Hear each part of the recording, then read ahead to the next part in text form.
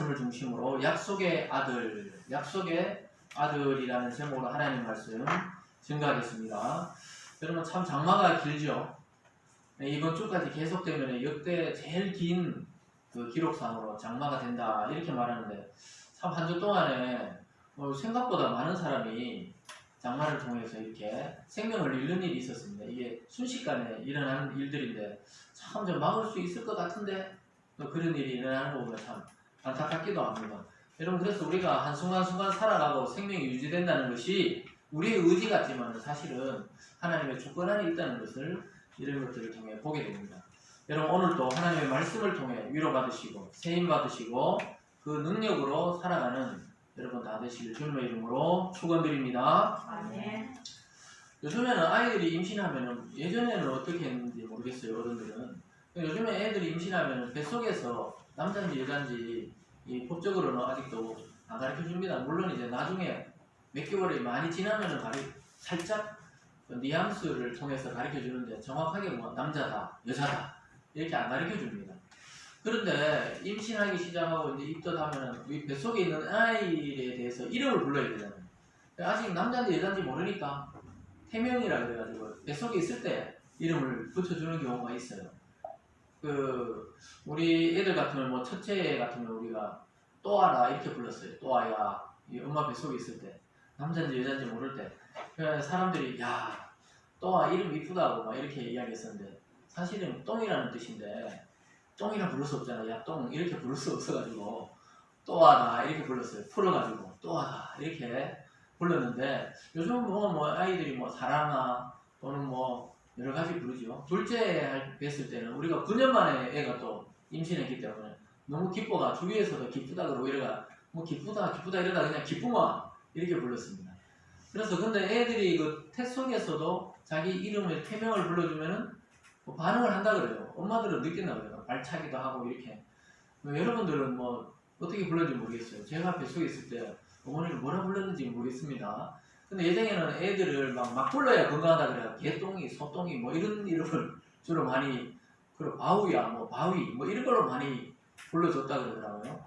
그래서 우리 기쁨아 이렇게 하면 애가 이 반응을 하고 움직인다고 이렇게 이야기하더라고요. 그래서 애가 태어나고 나서도 첫째는 뭐 또아다 이렇게 김또아 이렇게 지을 수 없으니까 둘째는 김기쁨 야 이름 좋다. 원래 기쁨이라 지으려고 했어요. 기쁨이. 그래서 이렇게 봐도 기쁘고 저렇게 봐도 기쁘다 이러고 기쁨이라 진짜 김기쁨. 근데 이름을 부르기가 김기쁨하기가 좀 이상하더라고요. 그렇게 생각하고 은행을 딱 갔는데 그 은행 직원이 이기쁨 딱 돼 있더라고요. 이름이 본명인데 여자분이 이기쁨 돼 있더라고요. 그래서 야 이기쁨 이야기 괜찮은데 김기쁨은 발음하기가 이게 좀 기억이 계속 연결되니까 그렇게 지을까 말까 뭐 이렇게 했었어요. 그리고 김씨니까 뭐 뱃속에 있을 때 여러 이름이 있었어요. 뭐 김치국으로 부를까 뭐 이렇게 김장철 좋다. 남자 같으면 김장철로 진짜 장철이 뭐 여러 가지 이제 이렇게 자기 이름들을 이렇게 지는데 한번 지어버리면은 보통 자기가 이름 바꾸기 전에는 계속 불러줍니다. 그런데 사람들이 있잖아요. 또 주위에 어른들도 공부를 보니까 아이들이 어릴 때는 기쁨아 하면 좋은데 또 할머니 되고 70, 80대가 또 기쁨아 이렇게 부르기가 평생을 불러야 되니까 그래 지은이를 따라서 그냥 지아로 짓자. 그 의미를 이제 아자가 예쁜 아자입니다. 그래서 예쁘게 커야 되고 지혜롭게 커야 되고 이렇게 부모의 소망을 가지고 이렇게 이름을 짓는 것이죠. 그런데 하나님도 그렇다는 거예요. 하나님도 우리 성경을 보니까 지난주도 이름에 대한 이야기 나오고 아브라함 이름 오늘 또 보면은 사라의 이름을 바꿔주고 또 아예 임신도 안 된 아이의 이름 이삭이라는 이름을 불러주기도 합니다. 왜 그러냐면 우리가 자녀에 대한 이름을 지을 때 기대를 가지고 짓잖아요. 여기 부모님들도 계시지만 다 아이 이름 아무 생각 없이 짓지는 않았을 거예요. 어떤 이름을 다 지었을 거예요. 뭐 제 아내도 뭐 선미잖아요. 아름답고 또 착하고 뭐 아마 이런 이름일 거예요. 그 진선미인데 그걸 지을 수는 없고 성이 정씨니까 정선미 이렇게 선미 아름답고 착하게 이렇게 아마 지었을 겁니다. 그 이름하고 사람이 똑같아요. 아름답고 선하고 이렇게 커가더라고요. 그런데 이렇게 소망을 담아 부르듯이 하나님도 어떤 약속의 사람에 대해서 이름을 바꿔주거나 또 태어나기 전에 이름을 붙일 때 보면 하나님의 기대와 하나님의 역사가 그 이름 속에 담겨 있는 경우가 많습니다. 아브라함도 처음에 이름을 부를 때는 아브라함이었잖아요. 우리가 지난주에 살펴보니까 갈대 우르에서 부를 때는 아브라함이다 이렇게 불렀어요. 그러니까 아브라함과 아브라함은 한자 차이지만 엄청난 차이입니다. 그래서 하나님이 이름을 바꿔주면서 그의 정체성과 그의 역사성을 완전히 바꿔줬습니다. 그래서 그 한 사람에게 주목하시는 경우가 많아요. 수많은 사람이 있어도 한 사람에게 주목하십니다. 우리가 홍수 시대에서는 누구에게 주목했죠? 노아라는 그 한 사람에게 하나님이 주목했습니다. 그런데 오늘 아브라함에 주목하시고 아브라함의 아내와 그의 아들에게 오늘 주목하시는 장면이 나옵니다. 그리고 이게 신약에 넘어오면 한 사람 예수에게 주목하는 걸 보게 돼요.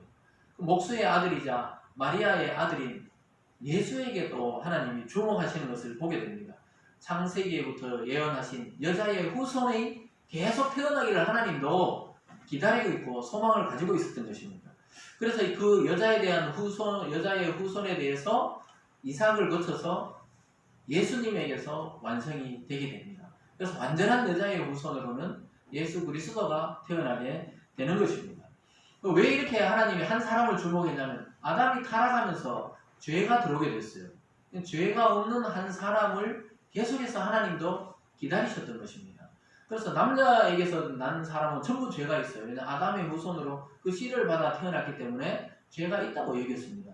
그래서 여자의 후손으로 태어나는 사람이 인류를 구원할 것이다. 이렇게 했는데 오늘 이삭이 바로 그 여자의 후손의 그림자처럼 아이를 낳을 수 없을 나이에 애를 가지게 되는 그런 장면이 나오게 됩니다. 그래서 죄와 상관없는 아들이 필요했는데요. 그것이 바로 이삭이고 예수 그리스도였습니다. 이걸 연결을 잘 하셔야 됩니다. 하나님의 약속을 이룰 약속의 아들이 필요했어요. 오늘 말씀의 제목처럼 약속을 이룰 아들. 수많은 이 땅에 남자 여자가 태어났지만 하나님의 약속을 이룰 아들이 태어나야 된다. 그래서 오늘 그 아들이 한 명 태어나게 됩니다. 그래서 사람으로부터 만들어진 사람으로부터 난 자가 아니고 하나님의 약속으로부터 난 자가 필요했습니다. 그 아이의 그림자가 바로 이삭이었습니다. 이삭은 아브라함과 사라의 그 몸의 기능으로 태어난 것이 아니에요. 그 몸의 기능이 뭐냐면 이 인간의 생육적인 방식으로 그 나이가 돼가 태어난 게 아니고 하나님의 은혜로 몸의 기능이 작동하면서 아이를 가졌어요. 마리아는 완전히 남자를 알지 못하는데 임신을 했어요. 성령이 그에게 임하시면서 하나님 창조의 방식으로 임신을 하게 되었습니다. 이와 비슷하게 오늘 이삭도 예수님의 그림자로 이렇게 태어나게 되는 모습을 보게 됩니다. 그래서 이삭과 예수님은 굉장히 그 탄생 과정이 닮아 있다는 것을 오늘 본문을 통해 살펴볼 필요가 있어요. 그래서 구약의 이런 많은 아들들을 통해 누구에게 가고 있느냐? 바로 예수 그리스도를 향하고 있다는 사실에 눈을 뜨시기를 바랍니다. 그래서 오늘 본문은 지난주에 살펴본 대로 하나님이 그 아브라함을 다시 이름을 바꿔주면서 할례라는 언약을 맺었잖아요. 할례를 시행하고 그 사이에 오늘 말씀이 등장합니다. 그래서 제가 지난주에 이어하지 않고 오늘 따로 빼서 그 본문을 지금 이야기하고 있어요. 왜냐? 약속의 아들이기 때문에 이스마엘이나 아브라함이 아니고 이삭에 대해서 오늘 말씀하고 있는 것입니다. 여러분 23절부터는 할례에 대해서 다시 이야기하고 또 오늘 14절까지도 하나님이 할례에 대해서 이야기했는데 오늘 중간에 이상한 이야기를 또 하십니다. 하나님이 의도를 가지고 오늘 이야기하는 장면이 드러납니다. 그래서 의도적으로 아브라함과 영원한 언약을 맺을 때 그 아들 이삭에 대해서 이야기하고 있습니다. 여러분 할례는 태어난 지 며칠 만에 행하라고 하나님이 명령했습니까? 8일.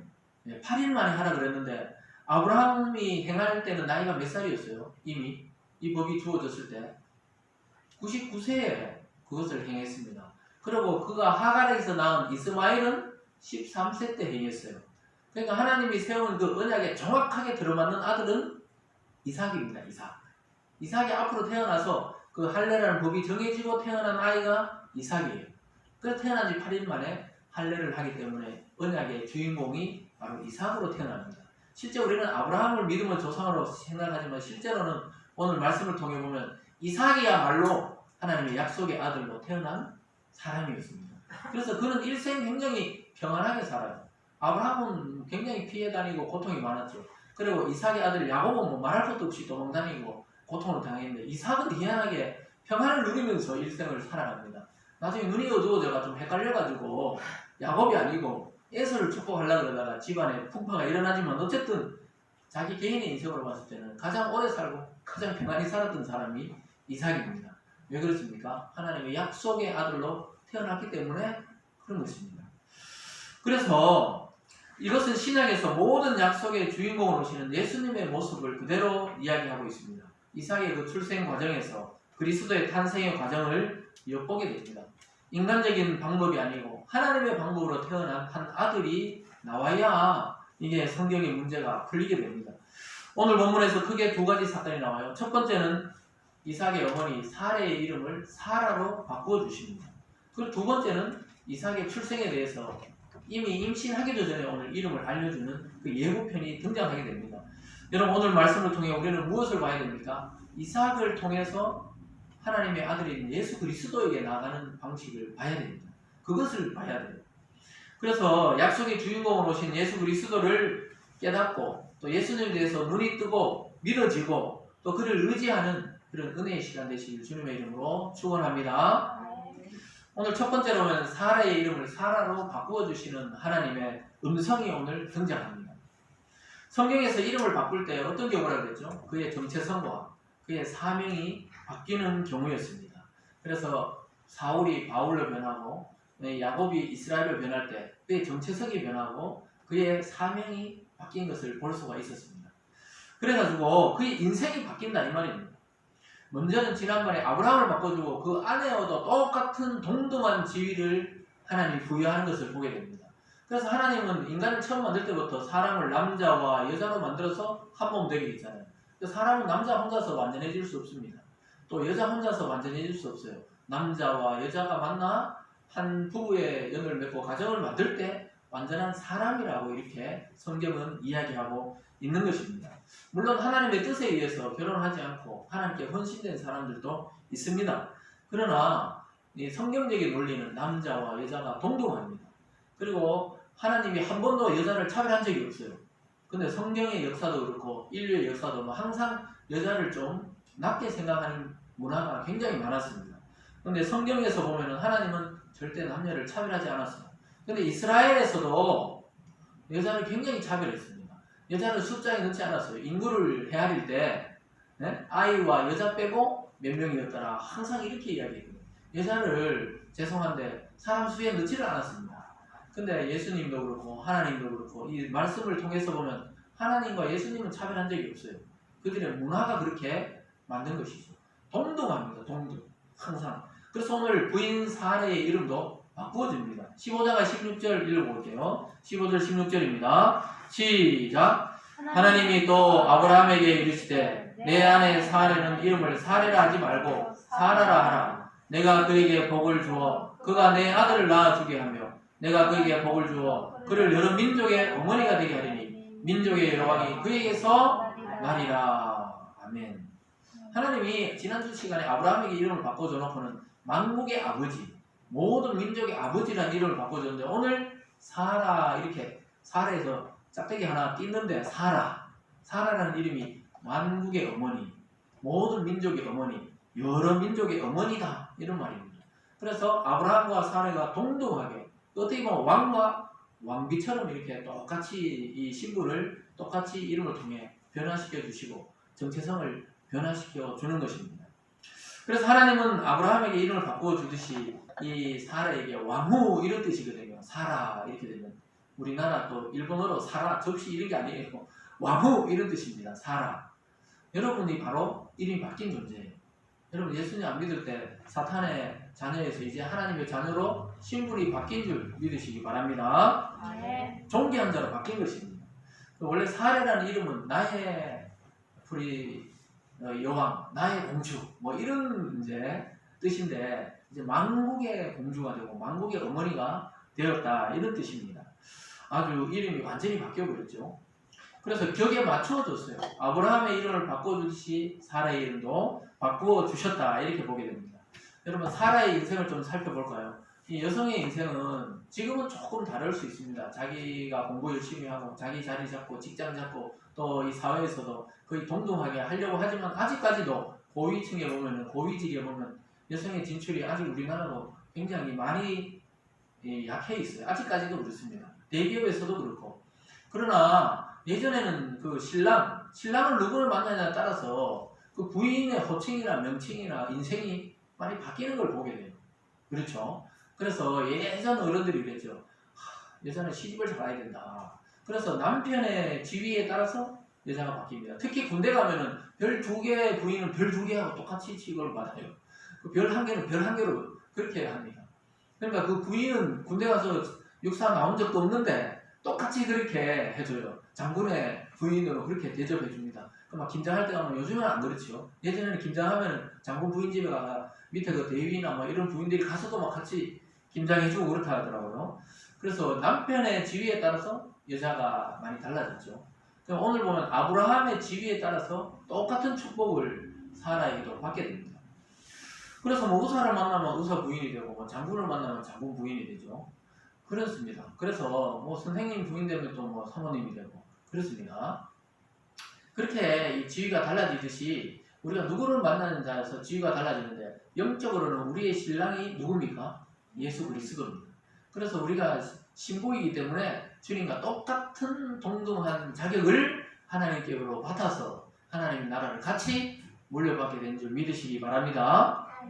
그래서 이 구약의 원리를 잘 파악해서 신약을 해석하면 우리에게 아주 유익하고 똑같은 원리로 적용이 된다는 것을 보게 됩니다. 그래서 아브라함이 이동하자 하면 이동하고 누이라고 속이자면 누이랑 같이 속여주고 이렇게 사라는 일생 순종하면서 살아갔어요. 일생 순종하면서 살았던 결과가 뭡니까? 하나님이 아브라함과 똑같은 위치와 지위와 축복을 받는 여인으로 만들어 주셨습니다. 할렐루야. 그래서 우리가 그리스도를 일생 동안 따라가면 어떻게 됩니까? 신랑 되신 그리스도와 똑같은 지위로 하늘나라에서 그 지위를 누리면서 살아가게 되는 것입니다. 그래서 신앙에 대한 확신이 있었기 때문에 아브라함을 따라갔어요. 아니면 이 100세된 영감을 왜 따라가겠습니까? 도망가야지. 비전도 없고 맨날 돌아다니면서 집은 있었겠죠. 텐트 쳐가지고 맨날 돌아다녔잖아요. 힘들잖아요. 맨날 돌아다니는데 90세 된 할머니가 100세 된 할배를 계속 따라다니면서 산다는 게 만만치 않았을 거예요. 그 하갈 같은 경우는 좀 핍박받으니까 바로 그냥 애굽에 도망가려고 그러잖아요. 그 종은. 근데 사라는 안 도망갔어요. 딱 한 번 화를 냈어요. 자기 여종을 그 부인으로 첩으로 넣어줬는데 그거 막 학대하니까 막 따져가지고 당신 이렇게 하면서 한 번 딱 여러분 하나님께 순종에 대해서 합격하려면 일생 딱 한 번만 되돌아야 되지 2번이면 안 됩니다. 한 번. 그래서 사라는 여러 민족의 어머니라는 이 호칭을 받는 아주 위대한 여인으로 살아가게 됩니다. 이 신약에서도 하늘의 그 신령한 새 예루살렘을 사라라고 비유할 정도로 아주 사라는 위대한 인물이 됩니다. 우리는 늘 아브라함만 주목했지만 그의 부인이었던 사라는 아브라함과 동등한 지위를 가진 여인이었다. 이것을 그리스도와 우리에 비교하자면 그리스도는 굉장히 존귀한 아들이죠. 근데 그를 믿음으로 우리도 존귀한 자녀로 하나님이 입양시켜 주셨다는 겁니다. 할렐루야. 그래서 이러한 약속 중에서 제일 중요한 약속이 아들에 관한 약속이에요. 사라의 몸에서 나온 자녀래야 하나님이 약속한 자녀다 이겁니다. 여러분 내 배 아파 나야 내 자식이다 이런 말 하시잖아요. 내 배 아파 나야 된다. 그러니까 사라를 통해서 나온 자식이라야 하나님이 약속한 그 축복의 자식이라는 거예요. 하갈을 통해서 난 이스마엘도 아브라함의 후손이 맞지만 일반적인 축복을 받지만 하나님의 약속의 복을 받는 것은 이삭을 통해 누구 몸을 사라의 몸을 통해 직접 나온 아들이래야 된다 이겁니다. 이것은 그리스도를 통한 나온 자녀래야 하나님의 참자녀가 된다는 것과 동일한 이치입니다. 그래서 아직도 아이가 태어나지도 않았는데 하나님은 그의 이름을 지어주면서 구체적으로 이야기하고 있습니다. 구체적으로 이삭이라는 이름을 지어주면서 그와 언약을 맺겠다고 약속해 주고 있습니다. 그래서 오늘 본문에서 내가 사라에게 복을 부어서 그가 내 아들을 낳아 주린다 이렇게 말씀하고 있습니다. 여러분 아브라함에게 주시고자 하는 약속의 아들은 누구를 통해 나와야 됩니까? 사라를 통해서 나와야 반드시 하나님의 약속의 아들이 되는 것입니다. 나중에 이삭의 아들 중에 에서가 그렇게 그 당시에 봤을 때 멋있는 아이였지만 비질비질해 보이고 볼품없는 야곱에게 하나님은 약속을 해주셨어요. 이미 태어나기도 전에 쌍둥이였는데 야곱에게서 내가 약속의 언약을 맺겠다. 근데 오늘 태어나지도 않은 아이 이삭에게 약속을 맺어주겠다. 이렇게 말하고 있는 것입니다. 그래서 아브라함에게 주시고자 하는 약속의 아들은 반드시 사라를 통해 오듯이 이 시대에 하나님의 복은 교회를 통해서 여러분에게 흘러가고 있습니다. 이것은 성경에 숨어있는 비밀입니다. 이 세상에 수많은 단체와 모임이 있지만 하나님의 역사가 없어요. 반드시 교회 공동체를 통해서만 아브라함의 복이 흘러가고 있는 것입니다. 사라를 통해 반드시 하나님이 약속했듯이 반드시 세상이 아닌 교회를 통해 여러분들에게 구원의 소식이 전해지고 하늘의 복이 쏟아지는 줄 믿으시기 바랍니다. 오늘 두 번째로 보면요, 약속의 아들 이삭에 대해서 말씀해 주시는 하나님의 모습을 보게 됩니다. 여러분, 태어나기도 전에, 임신하기도 전에 이름을 먼저 지어줬다 이 말입니다. 우리는 애 맺을 때 태명을 짓지만 하나님은 이미 알고 그에게 이름을 붙여주셨습니다. 이 말을 듣고 아브라함이 어떤 반응을 보였습니까? 하나님 감사합니다. 이제 100세대가 아들을 낳겠네요. 이렇게 하지 않았어요. 웃었습니다. 하나님이 그렇게 이야기하는데 웃었어요. 너무 말이 안 된다 이겁니다. 웃음이 그냥 터져나온 거예요. 비웃은 게 아니고 자기도 모르게 웃음이 터져나와 버렸어요. 여러분, 100세대는 농인이 지금 아들을 얻는다. 내 아들을 낳아도 이렇게 하면 그 90세대는 그 부인이 애를 얻는다. 이래 생각하니까 웃음이 그냥 나왔던 것입니다. 자기도 모르게 나 같은 100세 할아버지가 근데 부인은 90세인데 이게 애가 생기겠나. 하나님의 말인데도 안 믿어지는 거예요. 여러분, 믿어집니까? 안 믿어지는 겁니다. 그죠? 안 믿어지는 거예요. 야, 그런데 하나님은 주신다 그러고, 그러니까 어떤 생각이 있냐면 아브라함이 그러지 말고 이미 태어나가 13살이나 된 이 아이 있잖아요. 하가를 통해서 태어났지만 내시입니다. 내시. 얘를 그냥 축복의 아이로 만들어주세요. 이렇게 오히려 웃으면서 부탁합니다. 17절과 18절입니다. 같이 읽겠습니다. 시작. 아브라함이 엎드려 웃으며 마음속으로 이르되 100세 된 사람이 어찌 자식을 낳을까? 사라는 90세니 어찌 출산하리요? 아브라함이 이에 하나님께 아뢰되 이스마엘이나 하나님 앞에 살기를 원하나이다. 여기 하나님 앞에 살기를 원한다 이 말이 하나님 앞에 축복받기를 원한다. 나는 지금 100세고 부인은 아예 애가 들어설 몸이 아니고 그 구조적으로 아예 기능이 다 사라졌기 때문에 안 됩니다 하나님. 그러니까 이미 하가를 통해 태어난 이스마엘이나 축복을 받아가지고 얘를 통해 합시다. 이렇게 하면서 웃음이 터져나와 버렸어요. 그래서 이삭의 이름이 원 뜻이 우리말로 하면 웃음이란 말이거든요. 웃음, 기쁨 이런 거 아닙니다. 이삭이란 말입니다. 근데 하나님이 아무리 하나님이라도 내 놈을 보니까 자신이 없다는 거예요. 여러분, 하나님 막 축복을 줍니다. 영원히 삽니다. 다시 삽니다. 안 믿어지잖아요. 내 관절은 점점 불편해지고 5층까지 올라오는데 막 숨이 막 차고 이러는데 이 몸이 다시 태어나 영원히 산다는 게 안 믿어지잖아요. 아브라함도 그런 거예요. 근데 하나님 뭐라 그래요? 그리스도가 부활했지 않냐. 너희들도 그와 같이 부활의 몸으로 영생의 몸으로 산다고 약속하고 있는 줄 믿습니다. 오늘 아브라함은 자기의 몸을 돌아볼 때는 도저히 안 돼요. 자기의 처지를 생각할 때는 도저히 그런 일이 일어날 수 없습니다. 여러분, 그래서 신앙생활 하면서 성도들이 주의해야 되는 게 자기를 돌아보면 안 돼요. 자기를 성찰하는 것은 필요하지만 자기 처지를 너무 비관하면 안 돼요. 늘 자기 자신을 바라보면 어떻게 됩니까? 소망이 없어져요. 생각이 깊어져요. 잠을 못 자고 이렇습니다. 자기를 생각하면 나는 지금 뭐 가진 것도 없고 백도 없고 돈도 없고 또 이 세상에 그것도 없고 자꾸 자기를 돌아보면 어떻게 됩니까? 침체에 빠지게 됩니다. 하나님 지금 아브라함이 그러는 거예요. 자기 몸과 부위를 봤을 때는 아이가 나올 수가 없어요. 그래서 여러분, 이러한 아브라함의 생각을 하나님이 딱 아세요. 여러분의 생각을 아시고 오늘 말씀하고 있어요. 아예 태어날 아이의 이름을 미리 알려주십니다. 임신하지도 않았지만 이삭이라는 이름을 알려주고 있어요. 하나님이 직접 그 아이의 이름을 말해주고 약속을 그와 함께 세우겠다고 말씀합니다. 19절입니다. 같이 읽습니다. 시작. 하나님이 이르시되 아니라 내 아내 사라가 내게 아들을 낳으리니 너는 그 이름을 이삭이라 하라. 내가 그와 내 언약을 세우리니 그의 후손에게 영원한 언약이 되리라. 여러분, 아직 임신도 안 했는데 하나님이 이름을 가르쳐줘요. 이삭이다. 그리고 그와 내가 언약을 맺을 것이다. 그리고 그의 후손이 내 언약의 후손이 될 것이다. 이렇게 말합니다.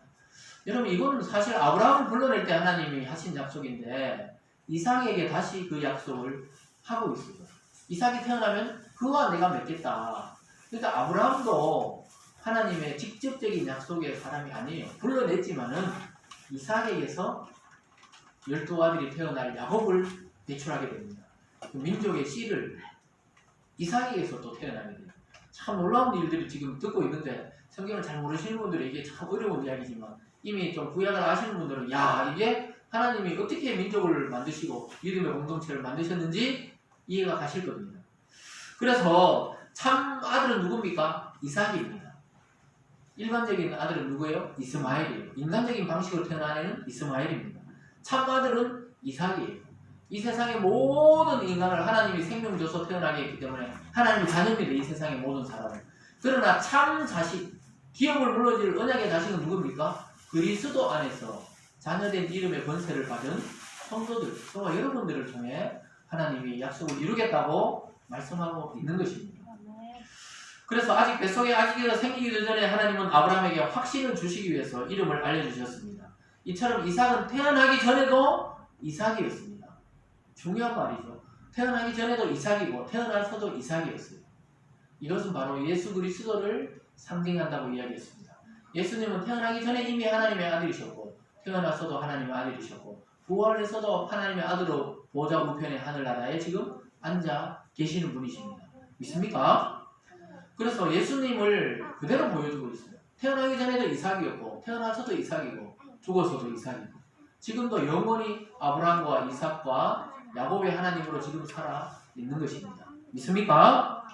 그래서 이미 이 땅에 오시기 전부터 예수님은 영원 전부터 존재하시다가 이 땅에 육신을 가지고 태어나서 구원자가 되신 분이 바로 예수님입니다. 그래서 예수님은 한 번도 하나님의 아들이 아니신 적이 없었어요. 이삭은 한 번도 이삭이 아닌 적이 없었던 것처럼 예수 그리스도를 봐도 그렇습니다. 그래서 여러분과 저도 그렇습니다. 하나님이 이미 창세전에 택하셨다고 로마서에서 바울은 이야기했습니다. 여러분들이 이미 창세전에 그리스도 예수 안에서 구원받기로 작정된 약속의 아들들이고 딸들인 줄 믿으시기 바랍니다. 그래서 예수님이 태어나기 전에 구약의 많은 선지자들이 이미 예수님에 대해서 이야기했고 예수님의 이름을 임마누엘이라고 이야기했어요. 구약의 선지자들은. 임마누엘이 뭡니까? 하나님이 저희 백성과 함께 하시다. 이런 약속의 이름인데 그 이름을 가지고 예수님이 태어났어요. 임마누엘의 하나님. 임마누엘, 우리와 함께 하시는데 직접적으로 육체로 이 땅에 있고 예수님이 태어났습니다.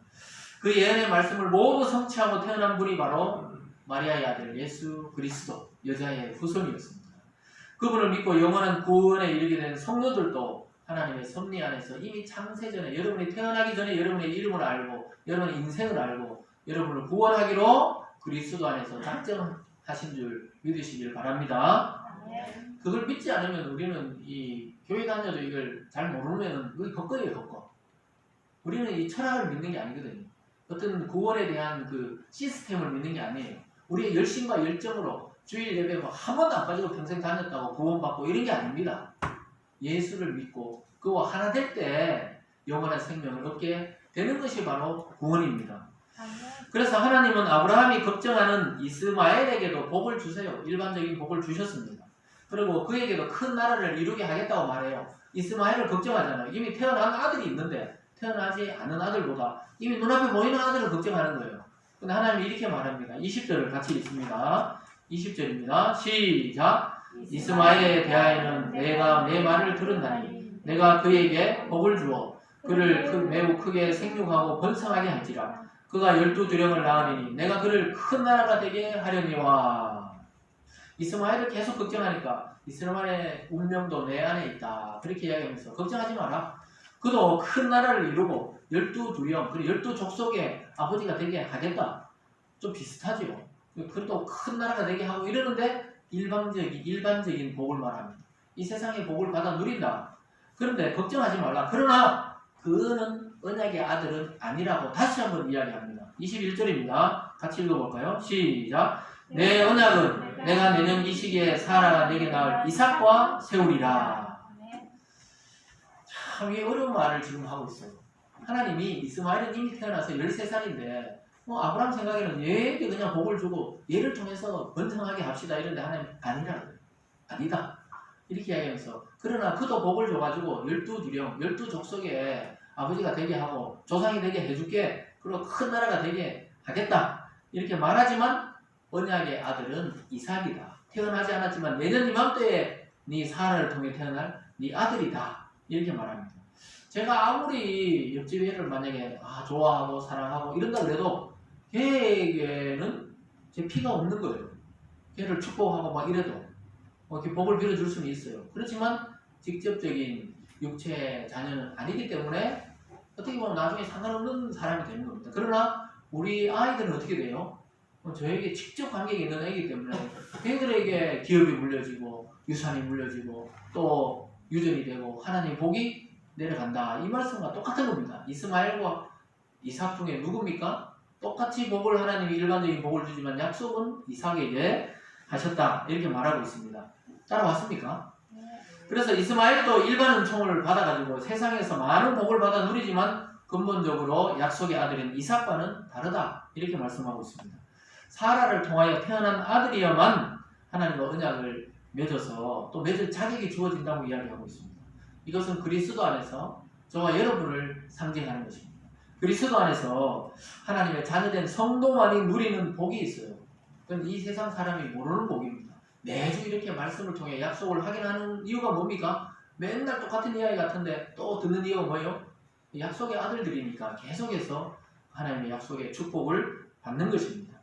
그래서 바울은 신약 갈라디아에서 복음과 율법에 대해서 이야기하면서 사라와 하갈에 대해서 설명하고 있습니다. 갈라디아서 4장 22절과 23절 말씀에 이런 말씀이 있어요. 제가 읽습니다. 기록된 바 아브라함에게 두 아들이 있으니 하나는 여종에게서 하나는 자유 있는 여자에게서 났다 하였으며 여종에게서는 육체를 따라 낳고 자유 있는 여자에게서는 약속으로 말미암았느니라. 여러분, 여종에게서는 육체를 따라 낳았다. 이 말에 하갈에게서는 육체, 인간적인 방법을 통해 아들을 얻었다는 거예요. 그런데 자유 있는 여자, 자기 부인 사라에게서는 약속이 있는 사람으로 태어났다. 약속으로 말미암았다. 이 말은 하나님께로부터 태어났다. 이 말씀입니다. 여러분이 바로 그리스도 안에서 하나님께로부터 태어난 하나님의 약속의 자녀들인 줄 믿으시기 바랍니다. 아멘. 그래서 이 율법과 이 복음의 차이를 말하고 있습니다. 인간적인 방법으로 태어난 그 이스마엘은 율법이에요. 율법. 내가 법을 지켜가지고 축복을 받고 구원을 받고 선을 쌓아가지고 어떤 그 덕을 얻는 것이죠. 근데 약속으로 난 사람은 어떻게 해요? 자기 친아들이니까 얘가 말씀을 지키나 안 지키나 내 아들이에요. 이건 변함이 없는 겁니다. 예를 들어서 우리 두 딸들이 말을 잘 들으면 좋은데 말을 잘 안 들어도 어떻게 됩니까? 누가 봐도 그냥 제 아들이 아니에요. 제 딸이 되는 겁니다. 따라왔어요. 여러분들이 하나님 안에 작정된 사람이고 구원받은 사람으로 작정받았다면 인간의 어떠함을 통해 그것이 취소될 수가 없다는 것을 말씀하고 있습니다. 그래서 약속의